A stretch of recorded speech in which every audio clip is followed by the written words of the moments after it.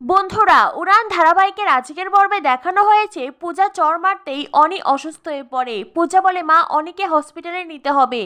অনি পূজাকে ঘৃণার স্বরে বলে, একদম নয়, তুই হসপিটালে যাবি না। রমা বলে, আমি আর রিয়া অনিকে হসপিটালে নিয়ে যাচ্ছি, পূজা তুই বাড়িতেই থাক। এই বলে পূজার মা রমা আর রিয়া মিলে অনিকে হসপিটালে নিয়ে যায়।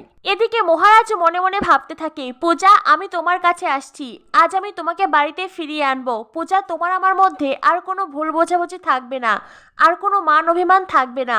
মহারাজ পূজার বাড়িতে আসে, দরজায় বারবার নক করলেও দরজা কেউ খোলে না। মহারাজ দরজা ধাক্কা দিতেই দরজা খুলে যায়। মহারাজ দেখতে পায় আবির পূজার চোখের জল মুছিয়ে দিচ্ছে, আর এই দৃশ্য দেখে মহারাজের প্রচন্ড রাগ হয়।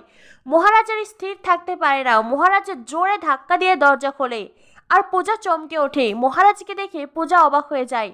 পূজা মহারাজকে কিছু বলতেই যাবে, তখনই মহারাজের সাজ পোশাক পূজার নজরে আসতেই পূজা মুগ্ধ হয়ে মহারাজের দিকে তাকিয়ে থাকে। পূজা মনে মনে ভাবতে থাকে, মিস্টার মাথা গরম, তোমাকে এই সাজেই মানায়। আবির মহারাজকে বলে, এ কি, এত রাতে আপনি এখানে? মহারাজ বলে, প্রশ্নটা তো আমার করার কথা, এত রাতে আপনি এখানে কি করছেন? আবির মহারাজকে বলে, তখন ওইভাবে পূজাকে অপমান করো, আপনার আশ মেটেনি? মহারাজ আবিরকে বলে, পূজা আমার স্ত্রী, ওকে নিয়ে আমার স্বপ্ন, আশা, আকাঙ্ক্ষা, সেই সব কিছুর কৈফিয়ত চার আপনি কে? আপনার স্পর্ধা তো কম নয়। আবির বলে, আমার স্পর্ধা বরাবরই অনেক বেশি।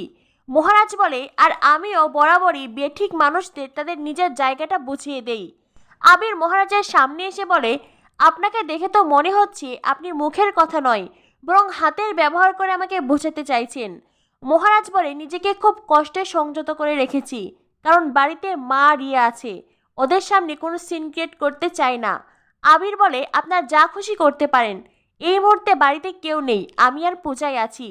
এই কথা শুনে মহারাজের রাগ আরও বেড়ে যায়। মহারাজ তখন কঠোর স্বরে পূজাকে বলে, তাই নাকি পূজা, বাড়িতে মা রিয়া কেউ নেই? পূজা তখন মহারাজকে কিছু বলতেই যাবে, আবির আবারও পূজার মুখের কথা কেড়ে নিয়ে বলে, না, নেই, বাড়িতে আমি আর পূজাই আছি। মহারাজ তখন শক্ত করে পূজার হাত ধরে, পূজাকে নিজের কাছে টেনে নিয়ে বলে, পূজা, আমাকে ছেড়ে তুমি ভালোই আছো, তাই না? আবির মহারাজকে বলে, আপনি এইভাবে শক্ত করে পূজার হাত ধরেছেন কেন? আর হাতটা ছেড়ে দিন। মহারাজ বলে, আমার বউয়ের হাত আমি ধরেছি, আপনি বলার কে? আবির মহারাজের হাতের উপরে হাত রেখে মহারাজের হাত ছাড়ানোর চেষ্টা করে। আবির যত শক্ত করে মহারাজের হাত ধরে, মহারাজও তত শক্ত করে পূজার হাত ধরে। পূজা ব্যথায় কুঁকড়ে ওঠে। পূজা বলে, উফ। মহারাজ তখন পূজার হাতে ছেড়ে দেয়। মহারাজ পূজাকে বলে, পূজা, আমি সরি, আমি আসলে তোমাকে কষ্ট দিতে চাইনি। আবির বলে, কিন্তু আপনি কষ্ট দিতে না চেয়েও পূজাকে কষ্ট দিয়েছেন। আপনার লজ্জা করে না একজন মহিলার গায়ে আপনি হাত তোলেন, কাওয়ার্ড কথাকার? এই বলে মহারাজকে ধাক্কা মারে।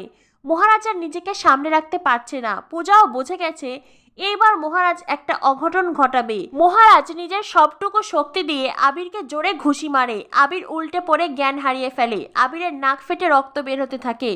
পূজা আবিরের চোখে মুখে জলের ছিটা দেয়, কিন্তু না, আবিরের কোনো সাড়া নেই। পূজা মহারাজকে বলে, এটা আপনি কি করলেন? আপনি আবার ওকে মারলেন? মানছি আপনার মাথা গরম, তাই বলে আপনি যখন তখন অসভ্যতামি করবেন? পূজার এই কথাটা শুনে মহারাজ আবারও আঘাত পায়। মহারাজ তখন হাসতে থাকে। পূজা বারবার করে আবিরের চোখে মুখে জলের ছিটা দেয়, এমনকি পূজার শাড়ির আঁচল দিয়ে আবিরের মুখটা মুছে দেয়। পূজা আবিরের গালে টাচ করে, আবিরের জ্ঞান ফেরানোর চেষ্টা করে। মহারাজ তখন পূজাকে বলে, পূজা, তুমি এতটা নীচ? পূজা মহারাজকে বলে, তোমার মাথার ঠিক নেই, তুমি এখন বাড়িতে চলে যাও। আর এই কথাটা হজম করতে মহারাজের প্রচণ্ড কষ্ট হয়। মহারাজ পাশে থাকা জলের পাত্র জোরে লাথি মেরে ফেলে দেয়, আর তারপরে ওখান থেকে বেরিয়ে আসে। পূজা বুঝে গেছে মহারাজ খুব আঘাত পেয়েছে। পূজা বলতে থাকে, হে মা সিদ্ধেশ্বরী, আমি কি করে সামলাবো সবটা? এদিকে দেখা যায় মহারাজ বাইকে করে আস্তে আস্তে মনে মনে ভাবতে থাকে, পূজা, আজ তুমি নিজ হাতে আমাদের সম্পর্ক শেষ করে দিলে। আর কখনো আমি তোমার সামনে যাব না, আর কখনো তুমি আমার এই মুখ দেখতে পাবে না। এরপরে দেখা যায় মহারাজ নিজের ঘরে এসে সব কিছু লণ্ডভণ্ড করে দেয়। চারদিকে সব জিনিসপত্র ছুটতে থাকে। মহারাজ তখন মদের বোতল খুঁজে পায়। মহারাজ বলে, এই তো বন্ধু, তোমাকে পেয়েছি। এই বলে মদ খায়, কিন্তু মদ আবার ফেলেও দেয়। মহারাজ বলে, না বন্ধু, তোমাকেও আমার আর ভালো লাগছে না, কারণ তুমি আমার জীবন থেকে চলে গেছো, হারিয়ে গেছো তুমি। এদিকে আবির পূজার সামনে মহারাজের নামে গালমন্দ করতে থাকে। পূজা আবিরকে বলে, আবির, ভুলে যাস না, তুই যার সম্পর্কে বাজে কথা বলছিস সে আমার বর। আবির বলে হ্যাঁ, তোর সেই বর যে তোকে ডিভোর্স পেপার পাঠিয়েছে। এরপরে আবির আবারও পূজাকে বিয়ে করার ইঙ্গিত দেয়। পূজা আবিরকে চলে যেতে বলে। আবির পূজাকে বলে, পূজা একটা কথা জেনে রাখিস, এরপর যদি তোর বর আর কখনো আমার গায়ে হাত তোলে তাহলে ওকে আমি কোর্টে নিয়ে যাব, ওকে আমি জেলের ঘানি টানাবো।